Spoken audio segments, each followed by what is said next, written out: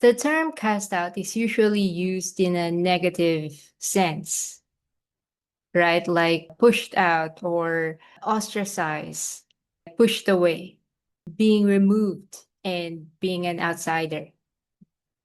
However, in this world of duality, everything has its positive and negative aspects.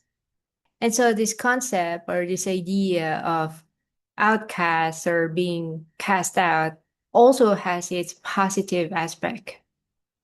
As I've mentioned in my previous video, when the ego mind injects itself, intrudes upon something, what it does is it injects lack and fragmentation. It breaks it. It introduces notness in it. It makes isness into notness, right? And so the image that I've mentioned is when there is a stepping back, the ones or the previously shattered or impaired ball comes back together as a whole. You inject yourself, you break it. You step back and it integrates back together as a whole, basically.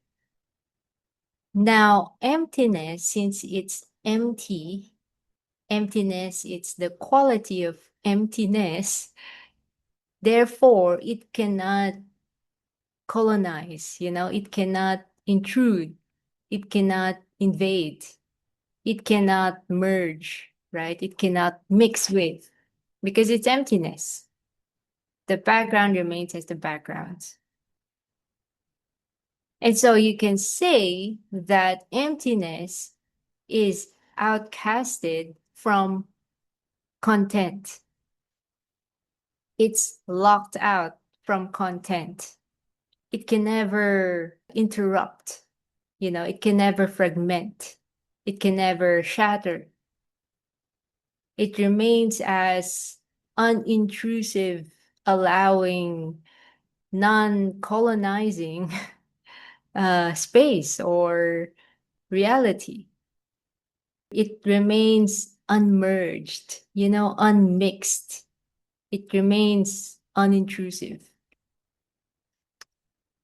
And so you can say that it is, quote unquote, forever cast out or ostracized or removed, separated, right? Quote unquote, separated from content, from forms, from arisings, from identities, constructs, frequencies, etc.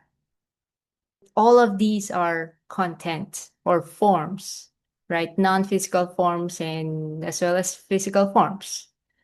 And so knowing this, right? Knowing this, that emptiness is forever outside, cannot be enmeshed, cannot be lost in content, allows for relaxation, because it's already the case. It doesn't require some kind of doership.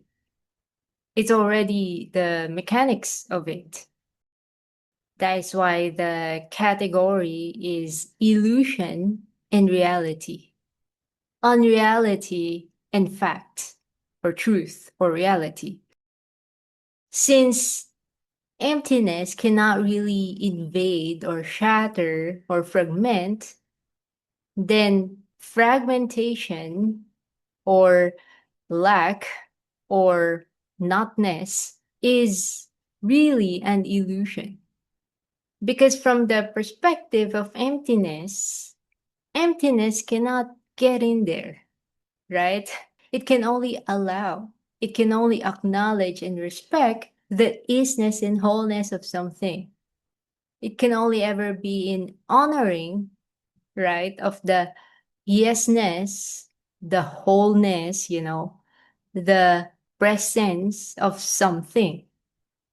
It has no capacity to shatter it, to make isness into notness. And so, from the ground of fact, Notness and fragmentedness is illusion.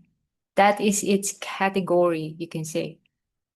That is why we can only experience illusion or notness when we buy into it. Only if we buy into it. Now, the idea of self-possessedness or being self-possessed, self-contained comes to mind. Isn't it that when someone is in a state of franticness or distraught or in a distress, we hear the phrase, gather yourself or collect yourself. Because gathering yourself or collecting yourself is the process of stepping back, unmerging, removing yourself from enmeshment, from content, so that you're self-possessed. It's sort of like coming back home to emptiness so that you can come from a place of rationality, so that you're not lost, in the muck or the minutia or the confusion of content. You see, the place of self-containment or self-possession is where empowerment lies. It's kind of like taking back the power or energy that is in leaking, in bleeding out, and integrating it back to here, right? And so it's taking back the power that is bled out or enmeshed with content or with the situation or with negative ideas or ideas of victimization and disempowerment, and taking all that currency, taking all that back from the hands of the negative concept or idea, thus then coming back into empowerment. Imagine a body that is gravely wounded. Let's say the insides of the body is exposed. There's bleeding all over. And when they are treated in a hospital, it's all put back together. It's all like closed back together, integrated back together, and patched up, right? So that the bleeding stops and it's all contained. It's possessed, right? It's now self-possessed and not leaking out, right? This realization points to me why revisiting traumas or unpacking traumas or going to therapy, talking about it again and again, doesn't really lead to full, you can say, healing. Because it's kind of like touching the wound again and again. It's kind of like ripping the bandage out or ripping the skin out again and again. And so the wound remains because you keep touching it, you keep ripping it open. You keep unpacking it, you can say. You keep deconstructing it. Again, with the metaphor of the body, right? When the body is treated at the hospital, the doctors patch it all up, right? But if the patient keeps deconstructing, keeps ripping away the bandages and the scabs or something, then the wound or the injury remains. The bleeding will keep happening. There will be leaking of the insides again and again. So no matter how much external validation someone gets for his trauma, for his wounds, for his all his, negative experiences, he'll still be coming from that place until he himself finally moves on from it. And this is not about repression and suppression and denial. But if there's already the acknowledgement of it or the non-disallowance of what happened, because in reality, validation is already the case, right? It already happened. it existed or it exists. Therefore, what happened, whatever happened, all the feelings and emotions and the experiences, since it all arose, its validity is already unquestionable. So basically, getting external validation from it is actually redundant, you know? And so if there's already the non-denial of it, the non-disacknowledgement of it, then continuously unpacking it or continuously injecting yourself in it or reliving it again and again doesn't do anyone any good. It's kind of like keeping messing with the wound. Then it's not gonna heal because you keep touching it, you keep ripping away the skin, right? The image that comes to mind is like a library, like an archive, and the experiences, let's say, the memories, all the arisings, the feeling senses, what happened before, etc., are filed in there, are archived in there. It's already valid, it already exists. It's up to us to keep, unpacking it, opening the book and re-traumatizing ourselves again and again. It's up to us to keep putting our attention in there, to be stuck in that particular book and not move on from it. Or let's say, if not books, let's say a box, right? If we keep unpacking the box again and again, then we keep being in that fragmented, deconstructed place. We keep being in that disempowered place and in that bled out place.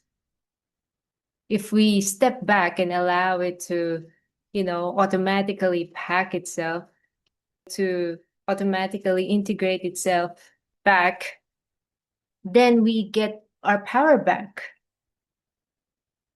So when it comes to trauma or woundedness, it's not about telling the story again and again, It's not about like trying to dump this box to another person as well. But if you're in that place, then that's what happens. You'll always be trying to trauma dump onto anyone you meet, right?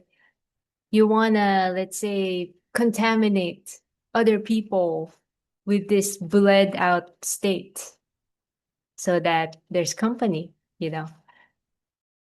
It's very interesting how it works. I talked with the bank staff and they just started trauma dumping for some reason. What was supposed to be like, let's say, a 10-minute interaction became probably 30 minutes because of that. Anyways, and so these boxes is already archived. So it's already owned, it's already part of, it's already belonged to the library, you can say. There's not a need to dump it onto anyone to make that person responsible for your trauma. You're responsible. You heal me. You soothe me, right? You relieve me. It's like how children are. Unfortunately, a lot of people haven't touched upon their adult aspect. As an adult, right, you decide for yourself. You recognize the power back in your hands. There is you can say, the integration or coming together of your currency, right? It's not anymore bled out in past memories or in woundedness. You realize that that is not of use or that is not of benefit. That is not, you can say, a good use of my currency. right? I'd like to go back on the concept or idea of being cast out or outcasted, or, removed, and being locked out, you know. It's a very helpful concept if you use it in a sense of distinction, like blue is blue, red is red. Blue is removed from red because blue is blue and it's not red, right? Blue is cast out from red, is locked out from red because it's not red. In the same way, illusion is illusion, reality is reality. Content is content, emptiness is emptiness. Reality is locked out from illusion because it's reality. Reality can never mix with illusion because then that won't be reality anymore. Reality is locked out forever, forever from illusion. It's already self-contained, it's already self-possessed. It's already, you can say, impervious to illusion because it's reality. It's already you could say, quote unquote, self-protecting, self-cleaning, self-possessed. It's kind of like oil and water. They naturally are separate. They don't enmesh. They don't mix. One is already barricaded or locked out from the other. And so, practically speaking, or the application of this is, again, it's up to us. It's up to us to decide where we hang out in illusion or reality, you know, because it's not anymore trying to exert so much ego doership or mental gymnastics or mental psychological navigation in order to, again, quote unquote, be in the right state or be in the positive state. It's kind of like it's already doing that itself. It's already is seeing itself. It's kind of like blue is already in bluingness without any doership, without you doing anything. It's already is seeing selfing. It's already doing it without any external involvement. And so our role, you can say, is to choose where to hang out in. Reality is already non-invading. It's already non-invading negativity or non-colonizing illusion because it's reality. It doesn't have anything to do with illusion. It has no interest in illusion. So it's not colonizing. It's not identifying with illusion because that's not its thing. That's not its quality. Reality is only interested in reality because it's reality. It's already, quote unquote, happy being an outsider, being an outcast from illusion. It doesn't want to belong.